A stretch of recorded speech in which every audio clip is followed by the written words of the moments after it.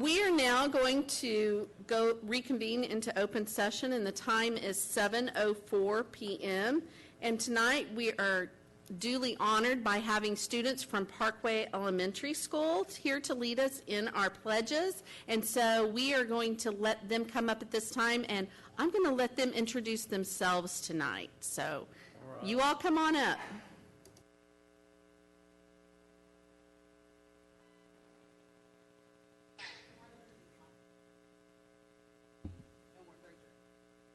My name is Alex Barrera, and I'm in 5th grade. My name is Amy Ortiz, and I'm in 5th grade. My name is Gary Newton, and I'm in 4th grade. My name is Yaneli Lariano, and I'm in 4th grade. My name is Josie Jenkins, and I'm in 4th grade. My name is Joey DiBiaso, and I'm in 4th grade. And if we could all stand and join them in the pledges. Thank you all.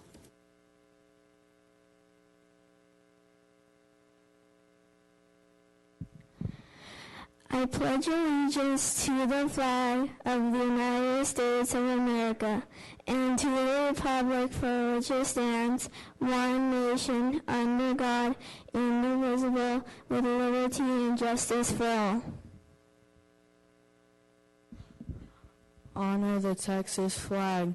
I pledge allegiance to the Texas, one state, under God, one and indivisible.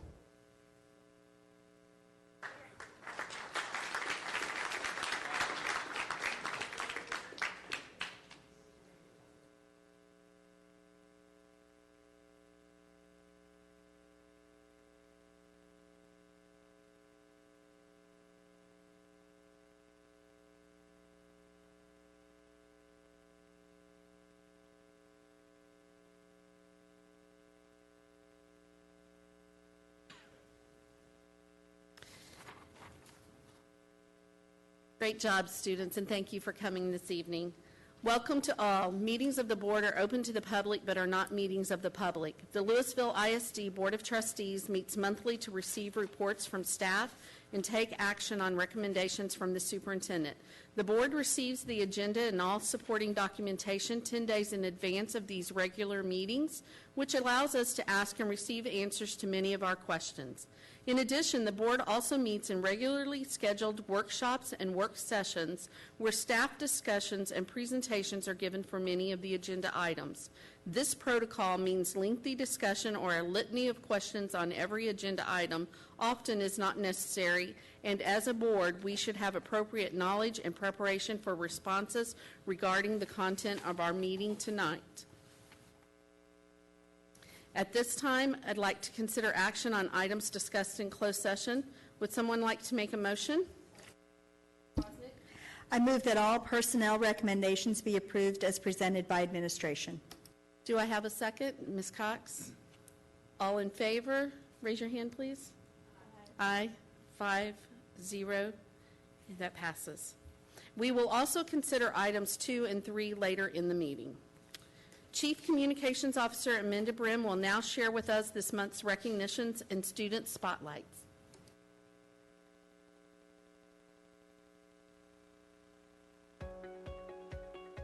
Flower Mound High School boys cross country recently ran away with 3rd place at the UIL 2019 Cross Country State Meet in Round Rock, Texas. Their road to state included winning 1st at the district championships as well as 3rd at the regional championships, where FMHS runner Jarrett Kirk was the individual champion. FMHS then placed 3rd at state, where they were led by runner Thomas Romanow, who placed 19th overall. FMHS cross country is led by head coach Andy Cook and assistant coaches Katie Dalek and Michael Horstmeyer. Team runners include Thomas Romanow, Jarrett Kurt, Jacob Ricks, Jonathan Flint, Connor Fife, Colin Lau, and Riley Nedrow. Congratulations, Jags.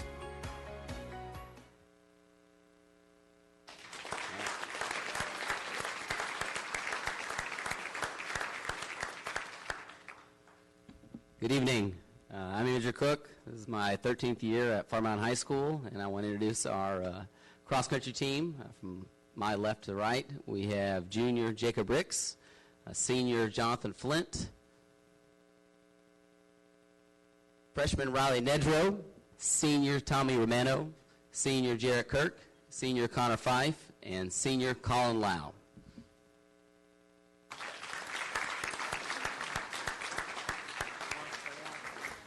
If the parents of these students are here, could you stand?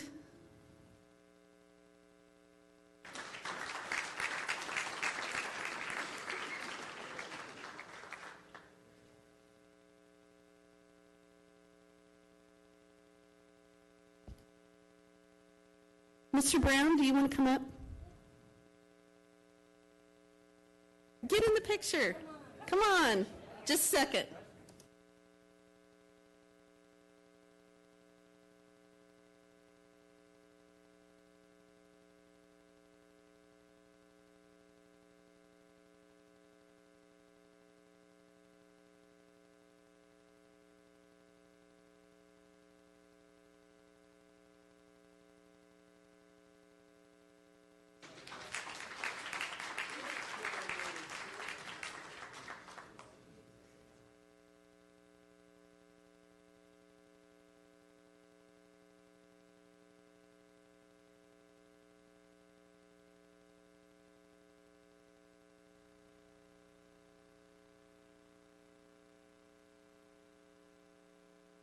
Flower Mound 9th grade campus teacher Amanda Killo was recently named the National Council of Social Studies 2019 Outstanding Secondary Level Teacher of the Year.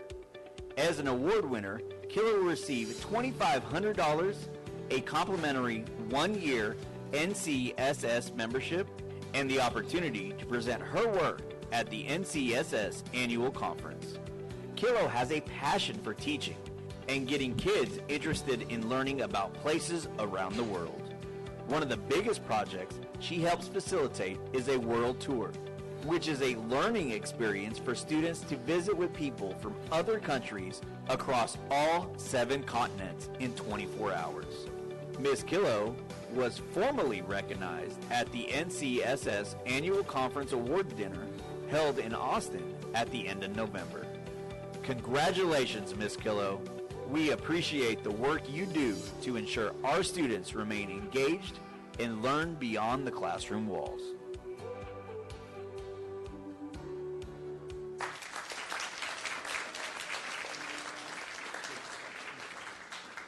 My name is Jeff Brown. I get to serve as building principal at FM9. It is an honor to get to introduce Amanda Killo, one of LISD's greatest. So thank you very much.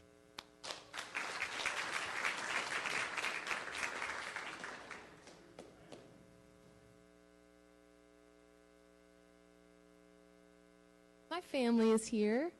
John Killo, who works over at the Colony, and my twins, Peyton and Case Killo. They are at Liberty Elementary.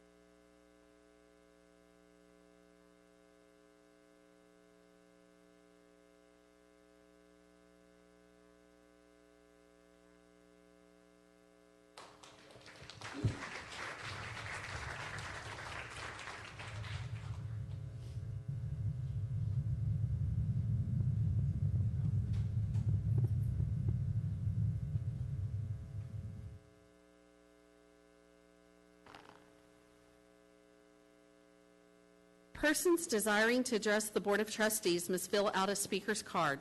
No presentation shall exceed 3 minutes. The board cannot deliberate on any subject that is not included on the agenda. And I have one speaker tonight, Beth Ramsey. So Beth, if you come up, make sure you hit the button there to speak. Is there not? There's no button no more. Okay. Okay. Good evening. I'm here to express my concern over the proposal to change the districting lines of LISD. It appears the issue is that Marcus High School is underpopulated and Flower Mound is overpopulated. But the solution you're proposing only helps one of these schools. Instead, you want to move LHS students to Marcus, changing the dynamic of our school and not in a positive way. This would be a continuation of what I've seen as the board taking students away from LHS and putting them in more affluent schools. An example is, I believe it's Dove Creek, who is right across the street, that development is, I believe, right across the street from Harmon campus. But they go to Flower Mound rather than to LHS, which is closer and at the time certainly had room for them. The change you're suggesting today takes away a huge percentage of students at LHS who are active in many programs at the school. And without those students, most of those programs will be closed. Why should the school be punished again when the solution is obvious? I understand the slowdown in the population growth at Marcus has been known for quite a while, possibly before the building of the 9th grade campus and the arena. So you have to ask yourself whether the financing of these were maybe something that should have been considered again because of the justification of having enough students to qualify for that building, those buildings. For as long as I can remember, and I am a long-term resident of Lewisville, there's been an attitude about LHS when their name is mentioned. And it focuses on the fact there is a mixed ethnic population, and it hasn't been a positive attitude and is shown on a regular basis, in my opinion. Recently at a football game between LHS and a local high school, the student section chanted, "USA, USA, USA." The only reason I can think of that is because the students know that others see them as lesser than because of so many are from different ethnic groups, which are not represented in the other schools. LHS is looked as the other school, despite the outstanding students and the achievements of those students on a regular basis. They constantly give to the community when many don't really have the extra income, but they give anyway. Ms. Ramsey, your 3 minutes are up. That's fine. Thank Okay. you. Thank you very much.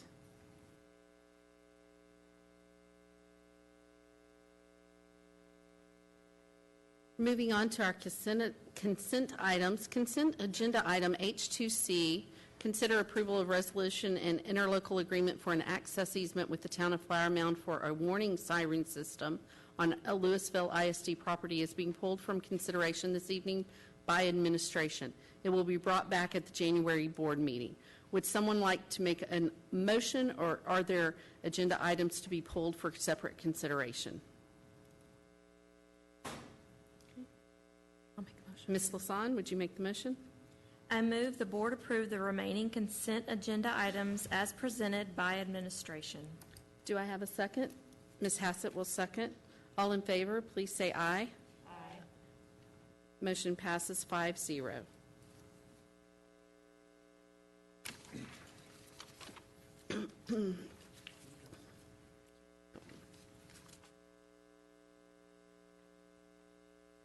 Moving on to our information items. Dr. Rapp, you're up first. Yes, Madam President, members of the board, we're pleased this evening to bring information, as we do every December, for our annual bilingual ESL update.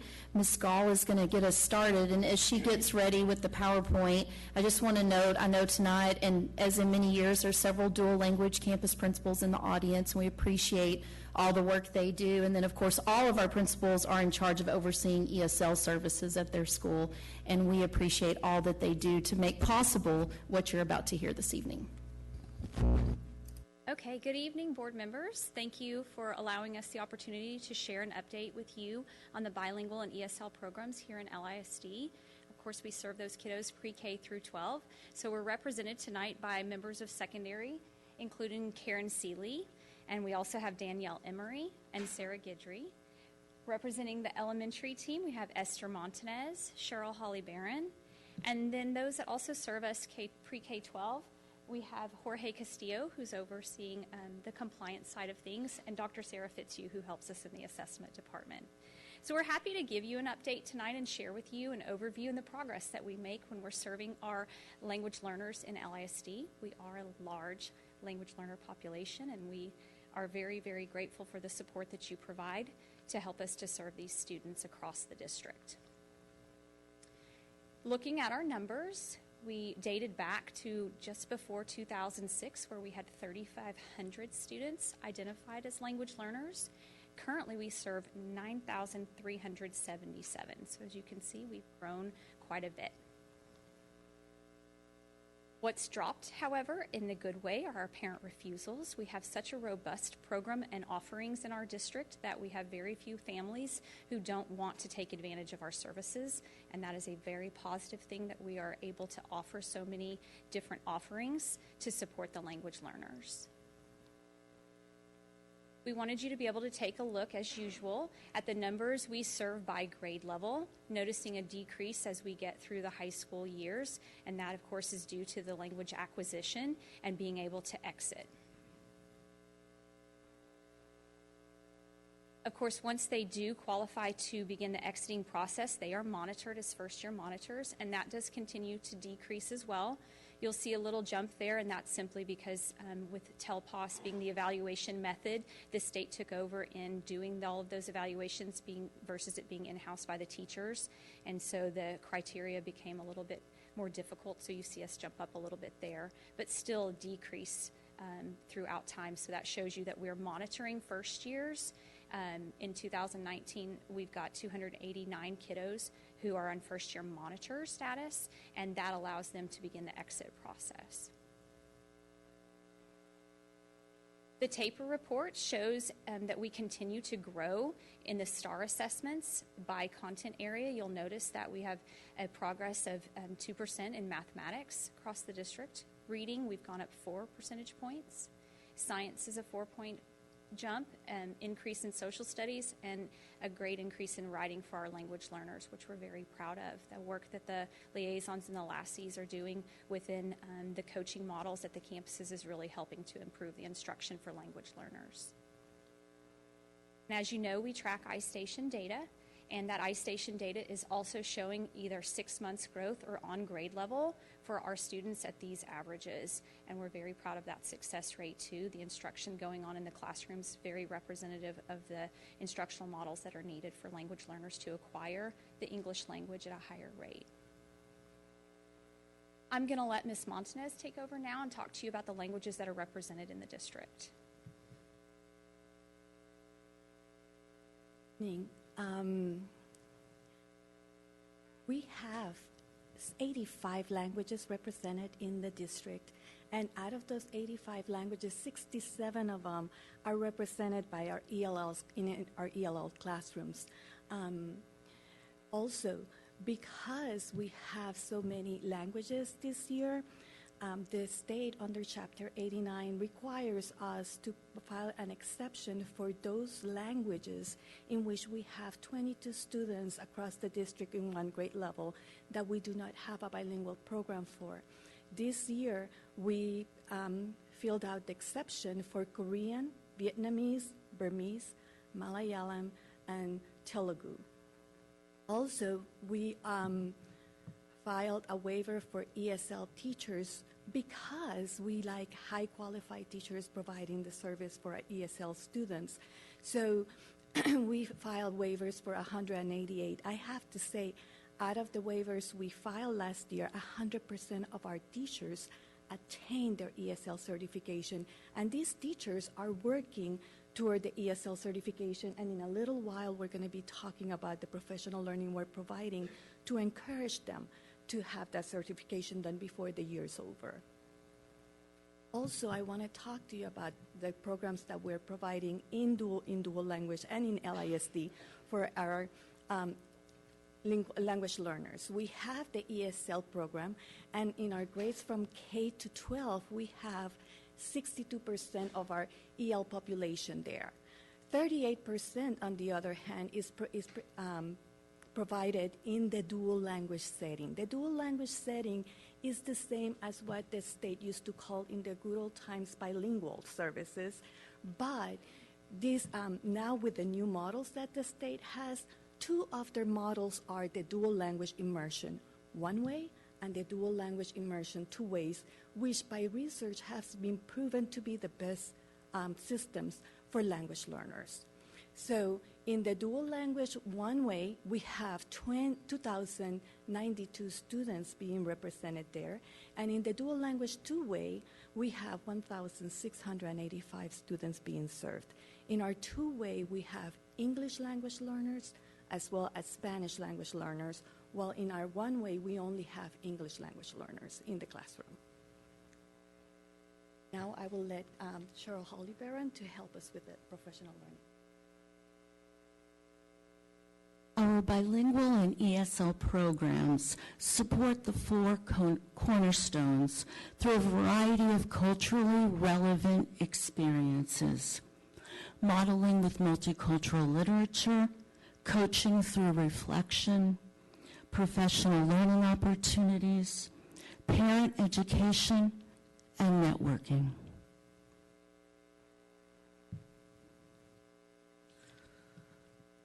We intentionally provide learning opportunities for every teacher, paraprofessional, administrator in growing language in a variety of formats. We have language acquisition specialists at the elementary campuses supporting teachers with language learners to create opportunities for foundational linguistic growth while learning content on grade level. We are so appreciative of the language acquisition team members who provide teachers with strategies and latest research methods to serve newcomers and all language learners to understand and internalize the content at 40 elementary campuses. In addition, the multilingual coordinators provide support to dual language teachers at all 12 of our dual language campuses in both English and Spanish, making language connections as stated in the new TEKS to facilitate that language transfer. At the secondary level, the ESL liaisons provide linguistic supports to all content areas while providing language strategies for students. We'd like to thank the school board for all the support for our ESL and bilingual programs.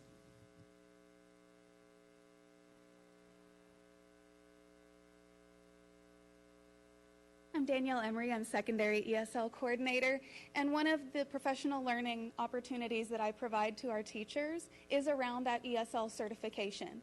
In July of 2018, there was a legal change that impacted high school teachers and certification requirements.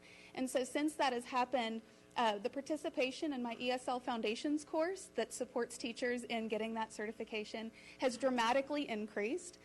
Over the last year and a half, I've been very happy to work with teachers that are getting that certification, and we've had a total of 177 high school teachers tackle that test and pass it to serve our kids better. And it's just been a wonderful experience working with them. I absolutely love teaching this class, and I'm glad that I'm able to provide that for our teachers. And then some other supports that are provided by our language acquisition specialists and liaisons. I rely on these teams to help me sort of be an extra support for the teachers that are working on that certification, help get them in contact with me for the trainings that they need and any other kind of support. We could not do what we do to help our students without these teams. They are absolutely phenomenal to work with. And so I thank you again for the support that you give our teams in this way.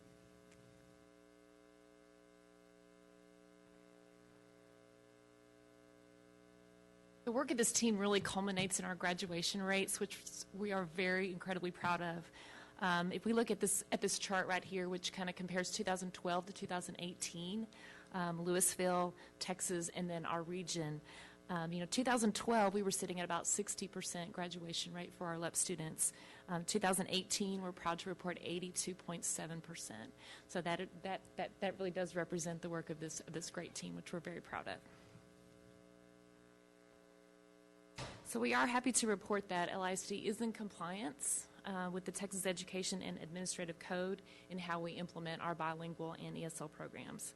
We will continue to analyze data, make necessary changes to provide superior service to our LEP students. We'd be happy to take any questions at this time. We'll go to question time at this time. Ms. Cox, do you have any questions or comments? Yes. Thank you to all of you for a great presentation, and I just would like to publicly commend the district on all the great work that we are doing in the classroom, our leadership, our teachers on our campuses. Like you said, we continue to look at the data and make it better, and I think we're doing a fantastic job. I mean, we're showing it in the numbers, so I just want to say thank you to the team. But I just had two questions. One is, what are reasons why our parents aren't opting in for the program?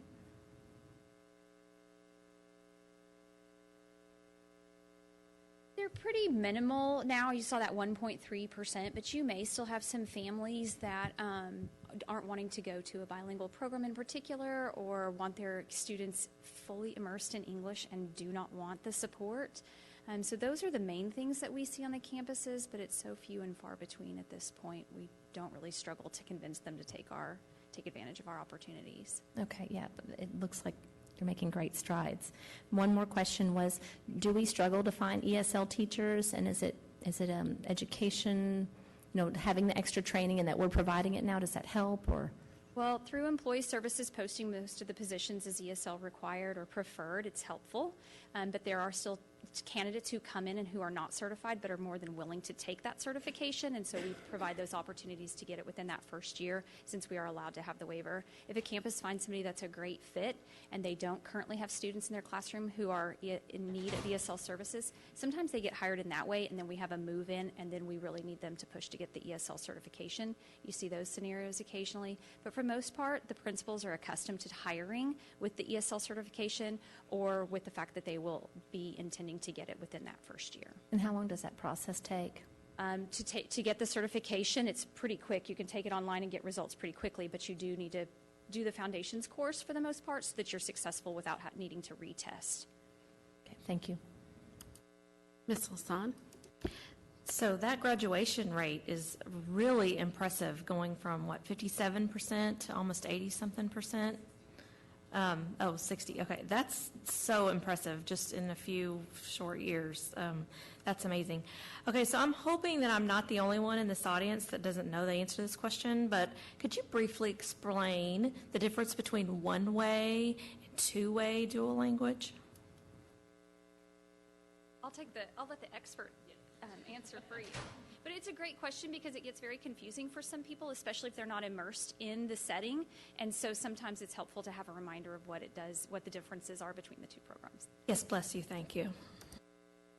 The dual language immersion, one-way and two-way, differentiates itself not in the instruction but in the students that are comprised in the classroom. The two-way has two types of learners, which is the English learner and the Spanish learner, learning at the same time side by side, while the one-way only have English language learners, which are the compliance side of the law, of the services we have to provide. But it's the same kind of instruction, 50-50 of time of instruction. Thank you. Ms. Prosnick? This is one of my favorite presentations that we get every year. It truly is, because I really appreciate the work that you do. I always note this. This does not include the programs that we offer at Hicks and Wellington. That is a program that we offer in the district for Spanish immersion for English, that they're already English-speaking students. So I always do my little asterisk for that. Last year, I watched your presentation from last year, and so I wanted to ask some kind of updated questions. Last year, you talked about professional learning in Canvas, that teachers were using that. Can anyone expound on that? At the secondary level, we have currently 12 different online courses available to any teacher. That doesn't include online learning that we provide through liaisons as like backup support. ESL teachers have a separate set of training that they might have. And then I know Cheryl Hawley has probably about 6 at the elementary level that she also has that are targeted towards elementary teachers. Ours sometimes cross K-12, and other times we specialize it for content areas at the secondary level or Spanish learner teachers at the elementary level. And then last year you touched on the Welcome Center, and I wanted to know kind of what those results have been. Yeah, so last year we talked about being able, hello, sorry. Last year we talked about being able to service our learners through testing that we provide at the Welcome Center. Jorge Castillo and the team that he supports are the ones providing the testing, and I can get you some follow-up numbers on the Welcome Center and all the different services that have been provided. I don't have those with me this evening, though. Thank you. I'd be really interested in just seeing what that is, and as a shout out to former trustee Chris Vaughn, who really pushed for that for many years. It's nice to see that it come to fruition. And I guess the other thing that it's not something that you touched on, but it's some of those additional pieces that you all do, which is SOAR, that you certainly do in the summer. And this last year, at NISA for the newcomers, that was for elementary especially. I really enjoyed going to both of those programs, and I think it is a testament to the work that is done in the classroom and how it is provided face-to-face when speaking with the students. So, I mean, I'll echo what's been said up here, which is really good work. Really appreciate how you can move someone along. It takes an average of 6 to 7 years for some to learn a second language, and we do it in far better time, and I wouldn't get that good of a writing score in a foreign language. So thank you for your work. Hassett? Agreed. Thank you very much for your great presentation. How many transitional students do we still have in the district, and where are they at what level? Do we have 0 now? Oh, awesome. Okay. I couldn't remember where we were in that. Awesome. And that's could y'all explain transitional? Just, it's an older way of doing LEP students, Ms. Lasan. Transitional used to be the way that the district used to run our LEP programs. Transitional was more of a means to getting students to acquire English as quickly as possible, and did not put an emphasis on maintaining the current bilingual biliteracy that they would have in which they get when they have both languages. So it was a traditional old model, and we've really phased that out. Yeah, I just want to make sure that we were transitioning the transitional. They're all okay. Also. Back in the day when we used to have our curriculum meetings, which I loved, you would give us a lot more data on the dual and one-way and two-way. I'm very interested and would like more breakdown on especially the dual one-ways. Where are those students at the campuses, especially in the later grades in the campuses? If there are one-way, what campuses, what's the number of students in the course? I would just like some more information on the two-way is great, but how do we get more two-way programs and less of the one-way programs? So I'm just very curious, especially with the phasing out of Hedrick Elementary. Where do those students go, and where are the numbers this year? So I would be very interested. And none of those students lost the opportunity to be in No, two-way. but where are they, and how are they? Those are pieces of information we can certainly get you I would more, love that information. So, thank you very much. And you kind of touched on it. My question is, how long is that foundations course?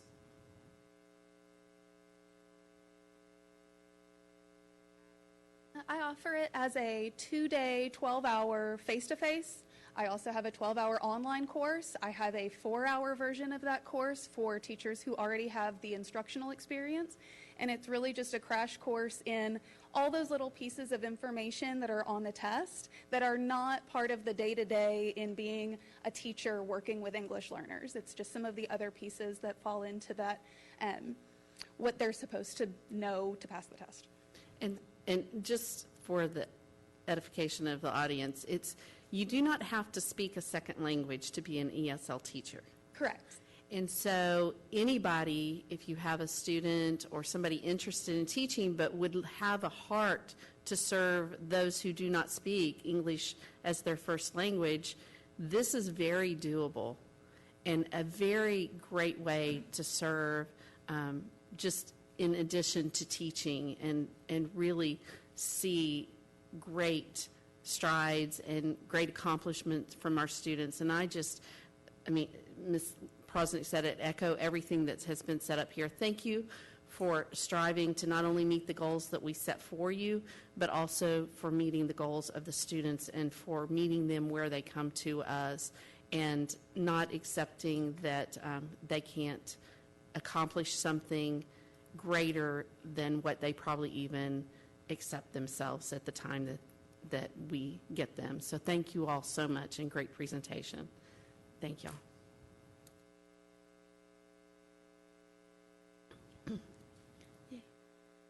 Moving on, Dr. Rapp, you're still up. Yes, ma'am.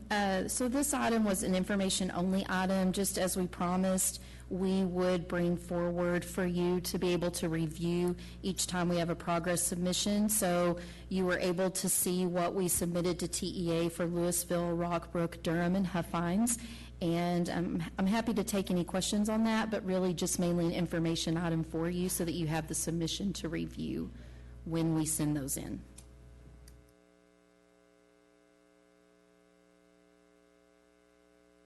Quick comment.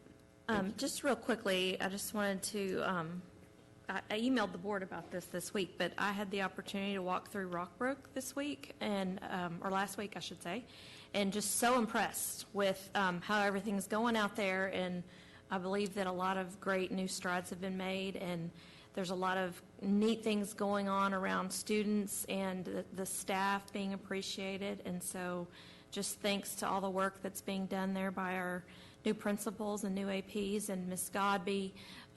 So anyway, thank you. Ms. Prosnick, do you have anything?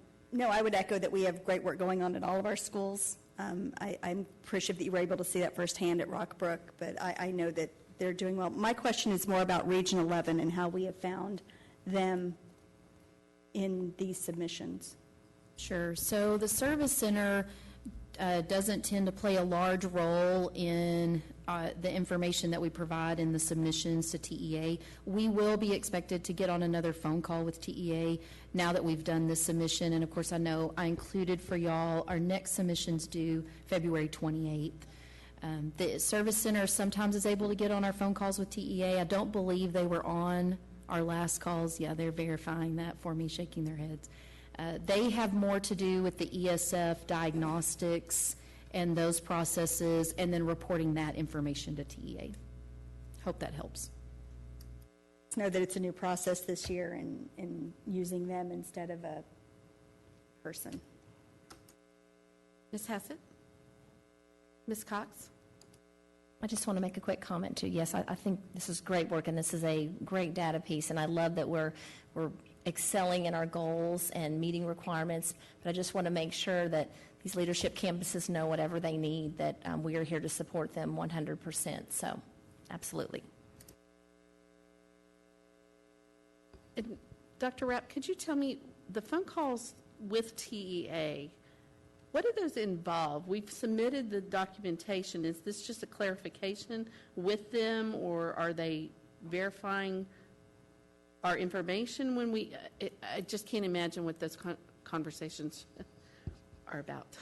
Yes. So they look over, so when we initially submit the draft of the plan, that first phone call we had with them was they look over our information, they provide us feedback on if what they're seeing makes sense from one cycle to the next.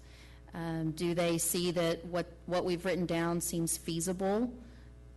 That's questionable if they would actually be able to determine that from their vantage point. But we are open to that feedback, obviously. And so mainly it's just here's the good things we see about your plan and something we'd like you to consider, and if we happen to overlook something they think is important for us to include in one of the future cycles, or we didn't include a data collection piece or something of that nature. What will happen in the next phone call when they look at our progress submission is they may ask some questions, when we select one that says some progress or significant progress, they may ask, well, how do you know it's some versus significant? And those were similar questions to what you all were asking as well. But they mainly just provide feedback and say, want to be sure that we're doing our documentation and that we're staying on track. As they did reference, they have schools that sometimes don't turn in any of their documentation on time. So, Okay, thank you for that. Are there, yes, Ms. Hassett? I would also like to say that when I've asked you a similar question, is what TEA has said is they're very complimentary of the district and the goals that you've set. Not only are you aligned to the ESF, you're very action-driven, adult action-driven to receive student outcomes. And so they're very complimentary, and they're not always to districts. So, but I agree and concur with the way you've set up the progress report, because it's very adult action-driven for our students.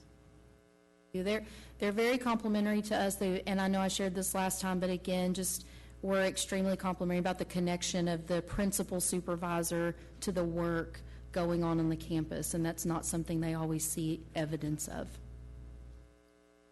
Anything else, Ms. Cox? Okay, moving on, Dr. Rapp. Yes, ma'am. The district improvement plan, this is your first update for this school year. I hope you enjoyed getting to read what we have going on in there. Of course, you will have several more updates, so this is just an information-only item, and I'm happy to take any questions about that, but again, appreciate your support as we go into the second year of trying out this format of providing these submissions along the way with our progress. Okay, Ms. Prosnick, do you have any questions or comments? No, I appreciate this format. I'll say that. I appreciate knowing where we are in November and the next updates in January, and knowing where we are. I appreciate that, but I have no questions. Ms. Hassett? Ms. Cox? Yes, I just have 2 questions and 1 comment. I love the fact that we really get our middle schools out to our career centers and let them know what opportunities are available for them. I think a lot of students don't realize all that the district provides, and an opportunity for them to get to experience something at our career center, and looking forward to the new career center opening next year and more opportunities for them. So my 2 questions are, one is, how often do we do the safety drills at the schools? That was my first question. Actually, yes. So with Mr. Garrett here, I'll take advantage of the opportunity to have him answer that question. Good evening. For the emergency drills, we do a lockdown, a lockout, a shelter, and an evacuate in the first 2 weeks of school. After that, we do monthly evacuation drills. And so let me back up and say the first semester drills are done the first 2 weeks, and we do all of them. The second semester drills, aside from the monthly evacuation, we'll do the same thing between January and spring break. We require all drills on the second semester to be complete before spring break. And then again, the evacuation drills continue per state law. So. And is that process reported back to you, or like how it went, how smoothly it went, or things they need to work on? So each campus files a after action review. Basically, it gives us a scenario of what happened, how long did things take, pros, cons, improvements, and then we document it so that when we submit it to the state for their requirements as well. And I'd like to say, while we have the base requirements, a lot of our campuses go above and beyond, do additional drills as they see fit, and then we also count real-life events as practice, especially if nothing really. A good example, we had a smoke detector go off. One of our schools had an evacuation day. They can document that as a drill because they did practice. Thankfully, it was not a real event, but we practiced all the mechanics of an evacuation. So what about our new, I'm sorry, there are continuing questions, but Mill Street, our new school, so when will the first drill? Those have already been complete. Mill Street did theirs the first 2 weeks of their opening, just like we would require for the first 2 weeks of a school year for the other campuses. With that one, we were actually there on site for the first evacuation drill, and at Mill Street, they have a storm shelter in the gym, so we were able to practice our storm evacuation, which is great. They were able to load into that gym and have tons of space available. And of course, it's safe, and we get to practice all those fun things with the new systems. So, yep. So first semester drills for Mill Street are complete as well. Thank you very much. My second question, Dr. Rapp, is I think Ms. Prosnick asked this at one of our workshops, so I just want to make sure I understood or got an answer, is when is the full implementation of Canvas supposed to be set for implementation to be utilized to its capacity? Yes, she did ask that question. Thank you, and happy to answer it as often as we need to, so feel free to always ask. Ultimately, this summer coming up is year 3, and that's really when we view that we're done with the full 3 years worth of training for all of our secondary teachers, 6 through 12. There will be additional trainings always continuing to happen about Canvas, ways to use it, but 3 years was our goal, 3 summers worth of training.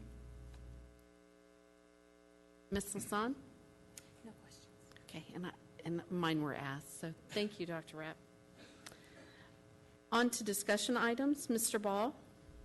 Thank you, Ms. Sells. Dr. Rogers, members of the board, this is the item for the monthly financial statements. These are the statements for the 2 months ended October 31, 2019. They're fairly uneventful as far as monthly financial statements go. It's a little early in the year to really see any significant trends there. We do believe they represent the transactions for those 2 months. You also have the schedule of grants and the bond expenditures along with the monthly investment report, and we'd certainly be happy to entertain any questions the board might have about them. Does anyone have any questions on the financials? Okay, thank you, Mr. Ball. Moving on to our action items. Dr. Rapp? Yes, Madam President, members of the board again. So this is your group of targeted improvement plans for the LLC, Central Elementary, Stewart's Creek, and Lakeview. And I know Ms. Devers, Ms. Deister, Ms. Deaton, and Ms. Smith have all been working closely with their chiefs, just as we have with all the other plans, to draft, and they're here in the audience tonight. We'd be happy to answer any questions, but I know, as you all shared last month, how appreciative you are for the work that it takes to develop these plans, and they're here tonight if you'd like to ask any questions and express your appreciation to them as well. So, okay, if I could have a motion and a second first, and then we'll go to comments and questions. Ms. Prosnick? I move to approve the 2019-2020 targeted improvement plans for Lewisville Learning Center, Central Elementary School, Stewart's Creek Elementary School, and Lakeview Middle School as presented by administration. Do I have a second? Ms. Cox? And we'll begin with Ms. Hassett for questions and comments. No questions, but comments. I appreciate the work that you do for our students at these campuses. Ms. Cox? I think you're going to hear it from all the board, but just know that we support you 100%, and we see the great work that you guys are doing. Despite what TEA and all of Austin says, we know great work is happening on those campuses, and those students are learning and getting a great education. So thank you. Ms. Lasan? Ditto, Ms. Cox. Ms. Prosnick? I appreciate the work that you do on your campuses that is far more than a STAR test. And that is all that this is about a single test on a single day. And our students are far more than that. You can walk any of the hallways of any of these schools and see their work, and you can see the effort that is put in by staff and teachers to help every single one of those students be successful. So I thank you very much for the work.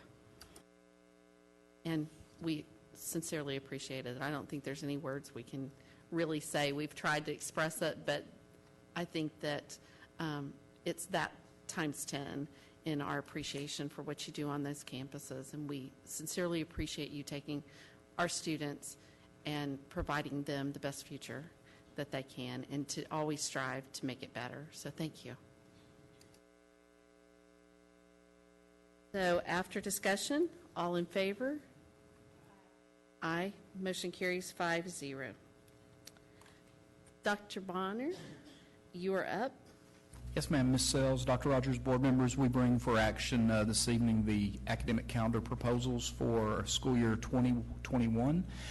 We have discussed these in the last couple of meetings, and as you know, from sharing the community survey vote at our last meeting, you have those numbers, and we look forward to implementing whatever your choice might be.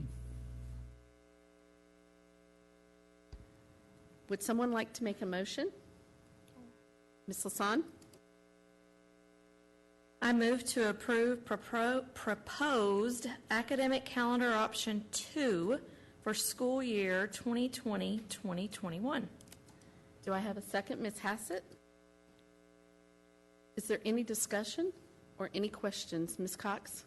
I would just like to make a comment. Dr. Bonner, thank you so much for you and your committee and making this process a lot smoother this year, not having to go back out for revotes and all that. So thank you very much. Great job. Thank you, Ms. Cox. Are there any other comments? My Dr. Bonner, could you tell us again the reason why I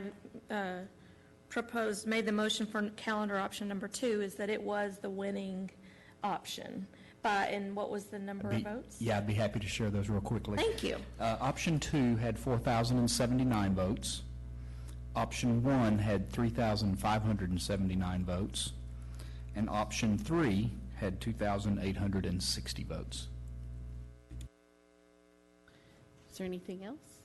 I just want to say thank you, too, to the members of the community that actually took the time to take that survey.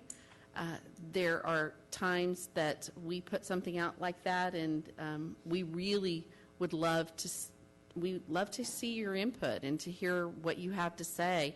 And so for those that went out, it was an easy survey. I think everybody in my household took it. But I just want to say thank you for those that did take the time to take it. I know it's a small thing, but it really is a big thing. When you look at those numbers, there was, it wasn't a slide, there wasn't just one that stood out, but it really helps us in making our decision, and we do appreciate that. So if there's no other comments or questions, all in favor, say aye. Aye. Any opposed? Motion carries 5-0. Mr. Ball, you're up. Thank you, Ms. Sells. This item is the board's consideration and hopefully approval of the comprehensive annual financial report for the fiscal year ended August 31, 2019. We have the partner in charge of our audit from Whitley Penn who will give you the presentation. This is Ms. Selena Setaceres. She is the CPA partner at Whitley Penn who was in charge of our audit. So thank you. Thank you, Mr. Ball. President Sells, members of the board, and Dr. Rogers, we're pleased to present the results of the audit and for fiscal year ending August 31st, 2019. And I apologize for the cough drop, but otherwise I will cough throughout the entire presentation. There's 3 types of opinions that an entity can earn throughout the audit process, and of course, they worsen as they go from right to left, and all entities want to earn an unmodified opinion. It does take, it is a long journey to get to get through the process for us to issue an opinion. It all starts with the risk assessment on our part and speaking with the individual's management team at the district, and that process started early in April 2019. When we come on site, which happened May 2019, we identified the key controls, tested those key controls, and then determined what the results of those internal controls and how they would impact our substantive testing. The substantive testing occurs after the district closes its books after August 31st, 2019. We came back on site in October of 2019, and the whole purpose of that process is to gain sufficient audit evidence so that we can issue an opinion on the financial statements. These are the critical areas that I call non-negotiable. So we meet with HR, payroll, procurement, accounts payable, IT, Other departments that bring in other significant revenue sources, we look at attendance as well, and then of course look at the financial reporting and closing process that the district goes through on an annual basis. We are pleased to report that the district has earned an unmodified opinion over its financial statements, and we'll see here in the next slide that we issue 2 opinions, one over the financial statements and then one over your federal programs that we test on an annual basis. If we had any findings to report over internal controls, whether there are significant deficiencies or material weaknesses, we'd be required to report those here to you tonight, but again, none to report. We didn't have any findings related to state or federal compliance to report either. As mentioned earlier, we perform what is called a single audit. So every year we select federal programs for testing. This year we tested Title I Part A, Impact Aid, Carl D. Perkins, Title III Part A. And again, we're issuing an opinion as to whether the district complied in all material respects with the compliance requirements for these federal programs. So again, the district has earned an unmodified opinion. We have no significant deficiencies or material weaknesses to report for these federal programs. And just to give you an idea, every year we determine what is a large program and what is a non-large program, a smaller program. So that's our Type A3 or Type B threshold, and that's 3% of your total federal expenditures. This year for Lewisville ISD, it was $1,037,000, and so that anything above $1,037,000 is considered a large program or a Type A program. And so every year that's going to be your Title I Part A, IDEA B, and Child Nutrition Cluster. And then the smaller programs are there so that we can replace the low-risk, larger programs on an annual basis. This year, before I move on to this slide, you spent about $34 million in federal awards, and so that's what generated the $1,037,000 in the Type A-B threshold. If we look at your government-wide financial statements, this represents, it's similar to a corporation, everything that the district owns and everything that it owes. So this is very different from your fund financial statements, such as your general fund, debt service fund, et cetera. So if we look at your total assets and deferred outflows, they total $1.89 billion. And the largest or most significant categories were cash and investment at $595.6 million, and then capital assets, net of depreciation, was $1.1 billion. If we look at your liabilities and deferred inflows, everything that the district owes, it's $1.94 billion. I'll skip to the third bullet point. Bonds payable were $1.4 billion, or was $1.4 billion. But the first 2 bullet points are liabilities that are not similar to bonds payable or accounts payable. You don't have to write a check for the net pension liability or the net OPEB liability tomorrow. You'll continue to fund the pension liability and the OPEB liability through the contributions that the district makes, as well as the employees. And then the state is also making contributions on behalf of those employees. In the end, net position was a deficit of $54.6 million. So if you add back the net pension liability and the net OPEB liability, you can see that you would be in a positive situation had it not been for these liabilities that are required to be reported for financial reporting purposes only. And if you recall, the net OPEB liability, which is the larger of the 2, came on the scene last year, and then the pension liability has been with us for 5 years. If we dissect your general fund and look at the revenues first, you'll see that out of the $499.1 million, property taxes was $373.5 million. I dissected, you actually collected over $400 million in property taxes, but this is the first year that the district had to pay back recapture. And so I showed that in a different green shading to show that $30 million of the $400+ million had to go back to the state, so you did not get to retain that.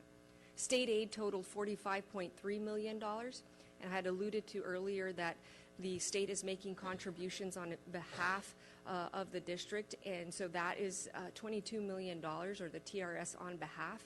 Although it is here in revenue, it's also offset by an expenditure of the same amount, of $22 million, so it has no impact on the bottom line.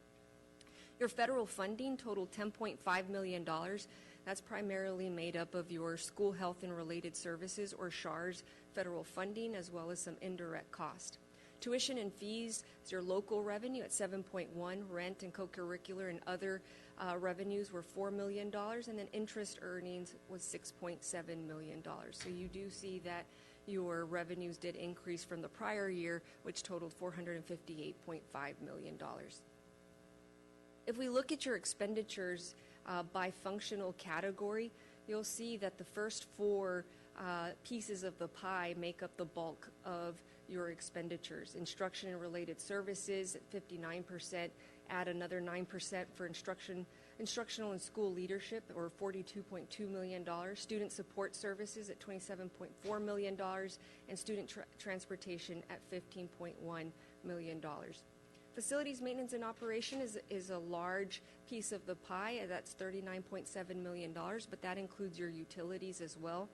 And then I always point out general administration. You know, the state looks to see that it is under 8%, and it is well under that. It is at 2%. Recapture, again, is shown here, and it's at the bottom just because it really doesn't add value to instructional piece of it. So it's a large piece, but I think it's important to distinguish between the instructional related expenditures and other expenditures such as recapture. If we look at your expenditures by object or their natural classification, you'll see that instruction and instruction leadership payroll costs total $320.7 million, or 66% of total expenditures, and you had other payroll costs at 13%.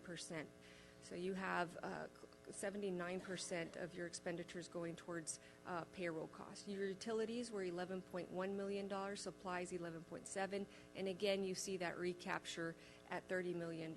Transportation costs were $15.1 million, contracted services at $29.2, and you had other operating costs at $7.7 million. If we compare the actual results to what you budgeted, this is comparing the final amended budget to the actual results, you'll see that your revenues of $499.1 million did exceed the budget by $9.1 million, and you came under budget by $14.1 million, which is a 2% variance. That's a small variance compared to close to $500 million budget, operating budget. Your revenues did exceed expenditures by $10.5 million, and so if we were to remove the recapture out of the equation, instruction and related services and instructional and school leadership would make up 68% of total expenditures. Expenditures did increase by $15.2 million from the prior year, but recapture alone was $30 million, and payroll cost did decrease by $14.4 million. Your ending fund balance for the year ended August 31st, 2019 was $164.5 million, and within that, assigned and unassigned fund balance was $164.2 million. So that's available for appropriations going into fiscal year 2020. I also like to look at your fund balance in relation to your expenditures. So this graph states if all revenues were to cease, how many days could we continue to operate at the level of expenditures if we continued at the level of expenditures we showed in the previous slides. So with the fund balance of $164.5 million, you could operate 123 days. The Government Finance Officers Association, or GFOA, recommends 90 days. TEA is about 75 or 90 days. You are well above the optimal fund balance. The red area, or the 30 days, is the amount that your fund balance should never reach. That would be in the danger zone, and that would equate to $40 million. I'm also showing your food service and debt service funds only because you adopt a budget on an annual basis. Your actual revenues for your food service program exceeded the budget by $500,000, and your actual expenditures were under budget by $1.3 million. You did increase fund balance by $1.8 million, and you have an ending fund balance of $7.5 million. If we look at your debt service fund, you exceeded the budget by $2.5 million, and your actual expenditures were under budget by $1.7 million. Your debt service expenditures are your principal and interest payments that are due The principal is due once a year, interest twice a year. Your fund balance did increase by $4.9 million, so you have an ending fund balance of $46 million. It's important to note that you do have qualified school construction bonds, and you have a reserve or restricted cash that's building up, and that totals $12 million. So there's $12 million included in the $46 million. Those bonds mature in June 2026, and the maturity value is about $29 million. So although that fund balance is growing, it's because you have to build those reserves to make that payment in June of 2026. Any questions for me? Does anyone have any questions? Ms. Sells, I know you formed a committee that met with Mr. Ball and Whitley Penn, and I just would like to hear from someone from that committee.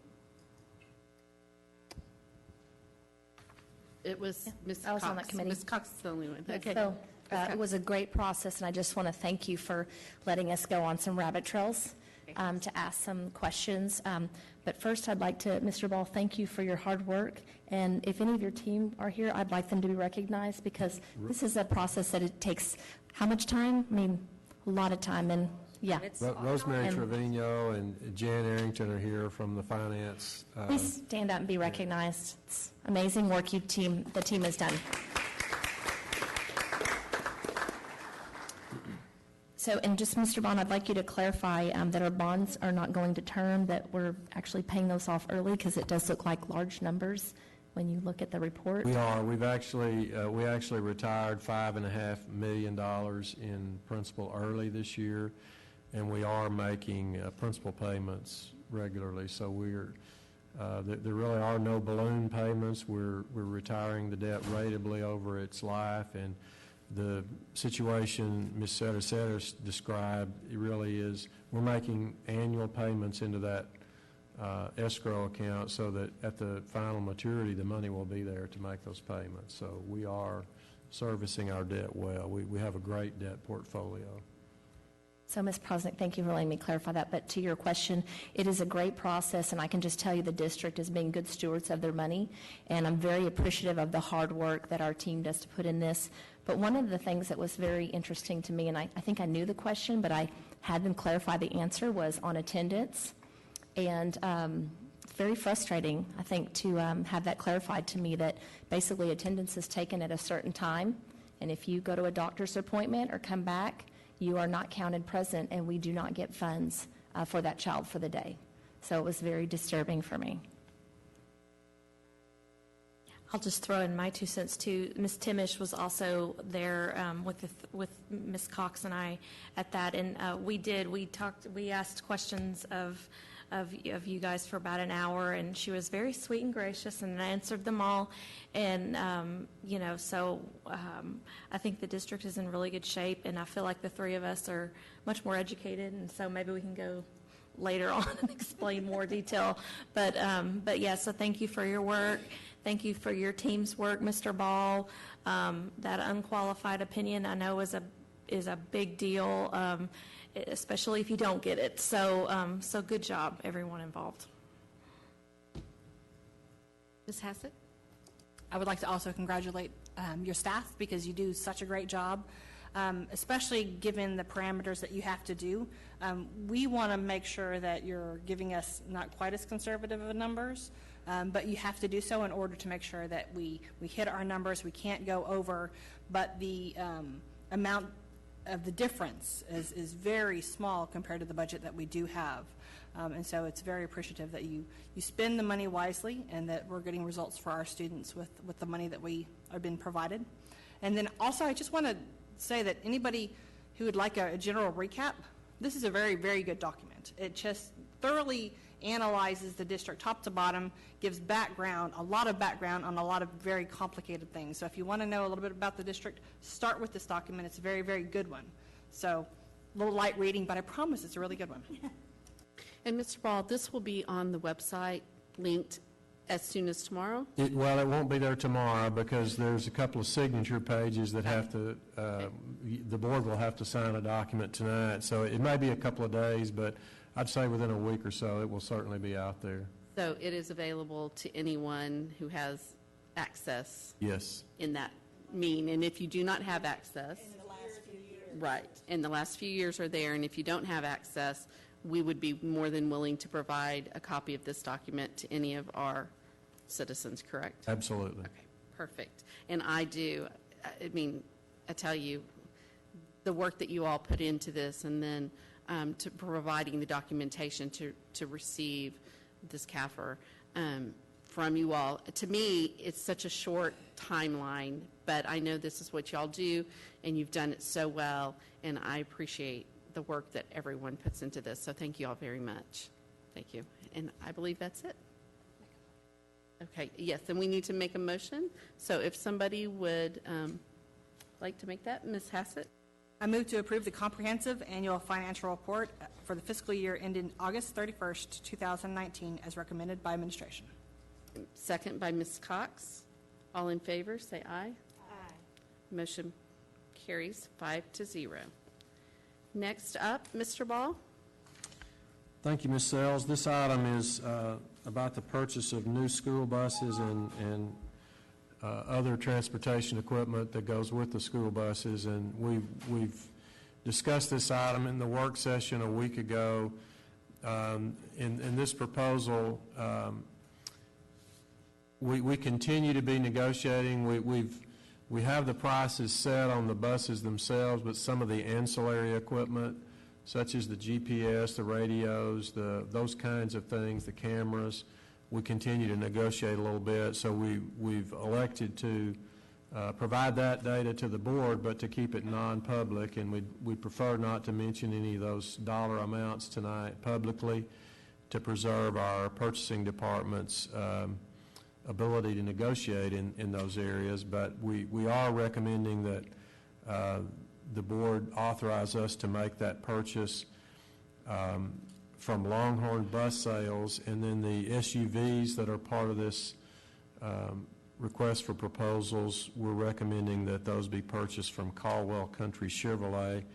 And I would be pleased to address any questions the board might have, but I won't rehash the whole meeting we had and discussion last week about this topic unless you'd like to. And that's our recommendation, that you authorize the superintendent or his designee to purchase those buses in accordance with the document that you have up to the amount that's listed there in purple. And the same would be the case for the SUVs. And then there's an associated, the funding source for that would be out of fund balance and with an appropriate budget amendment once we know the final amount, not to exceed the amount that's listed in purple on that non-public document.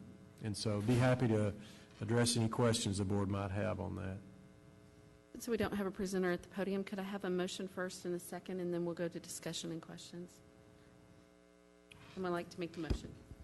I move to approve the awarding of RPF 2617-19, new school buses and student transportation vehicles and other products and services to Longhorn Bus Sales and Caldwell County Chevrolet for a total purchase price not to exceed the referenced amount, and to grant the superintendent or the designee the authority to negotiate and execute a final contract for the purchases of new school buses and sport utility vehicles, with funding for the purchase to be taken from from the fund balance of the general fund, and that the budget amendment be authorized for the amount of the purchases as recommended by administration. Do I have a second? Ms. Prosnick, thank you. Is there any discussion or any questions from Mr. Ball? Ms. Prosnick? What is our timeline, since we're still in negotiation? I'm curious, because it's a large number of buses to purchase, so that had kind of been a question of where are we on that timeline? We anticipate, Ms. Prosnick, having the purchase order contract issued by the end of December. So this really is the last board meeting that we have before that time, and that's the reason we're asking the board to approve it tonight. But we need to get the order in order to get our slots in the manufacturing process, and so that's our timeline. So I'm assuming that this negotiation that we're doing is going to be done before then? Very soon, Okay. yes. Thank you. Ms. Hassett, did you have an additional question?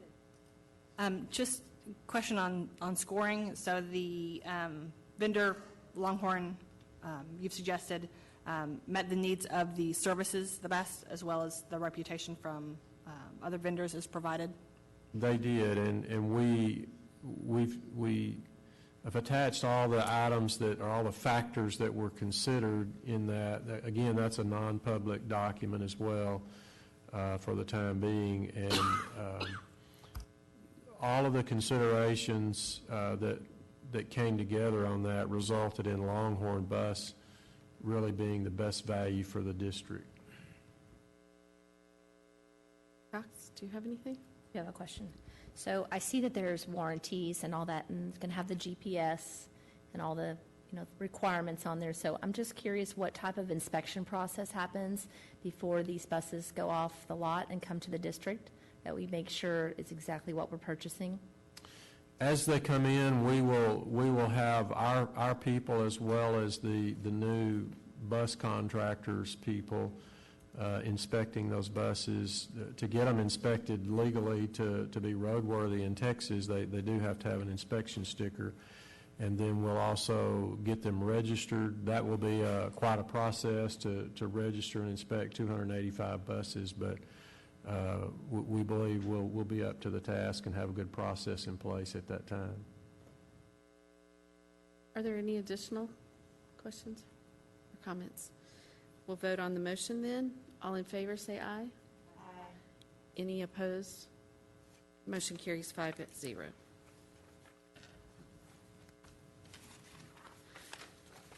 Moving on, we're going to consider adoption of a resolution casting the votes of Lewisville Independent School District for candidates to the Board of Directors of Denton Central Appraisal District.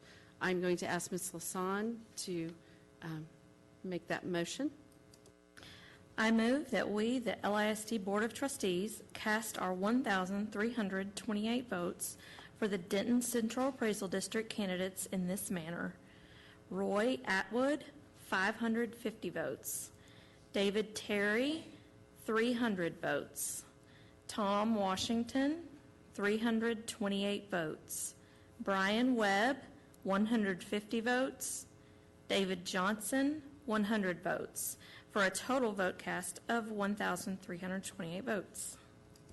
Do I have a second on that motion? Ms. Hassett, is there any comments or questions? Seeing none, I'll call the vote. All in favor say aye or raise your hand. Aye. Motion carries 5-0. I would also like to ask Ms. Lasan to make the motion to adopt a resolution casting the votes of Lewisville Independent School District for candidates to the Board of Directors of Tarrant Appraisal District. I move that we, the LISD Board of Trustees, cast our 3 votes for the Tarrant Appraisal District candidates in this manner. Mike O'Donnell, 3 votes. Do I have a second? Ms. Prosnick? All in favor?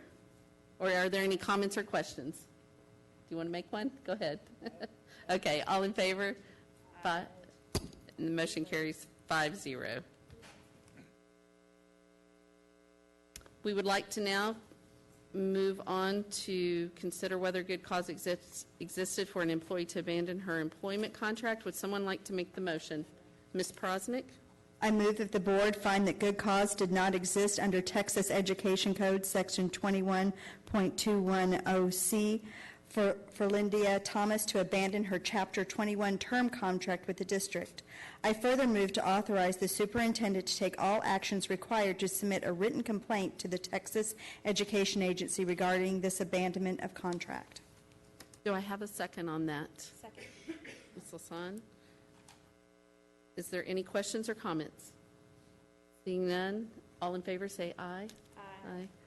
Motion carries 5-0.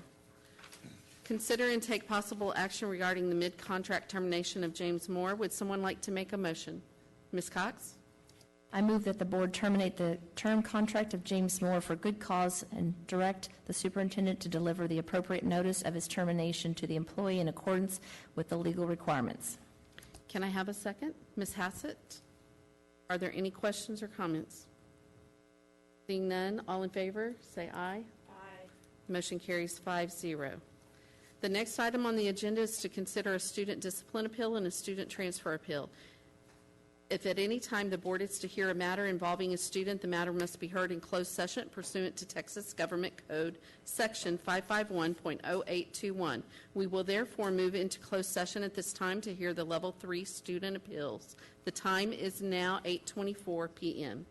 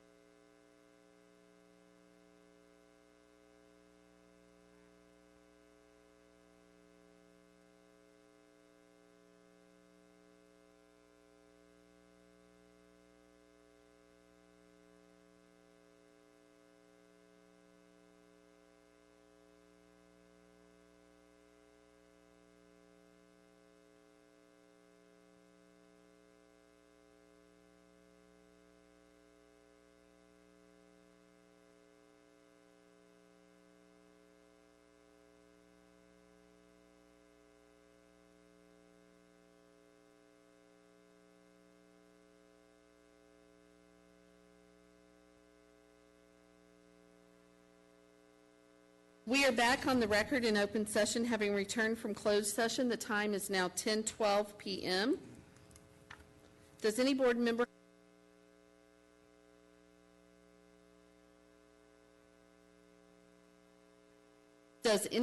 have a motion regarding the student discipline appeal?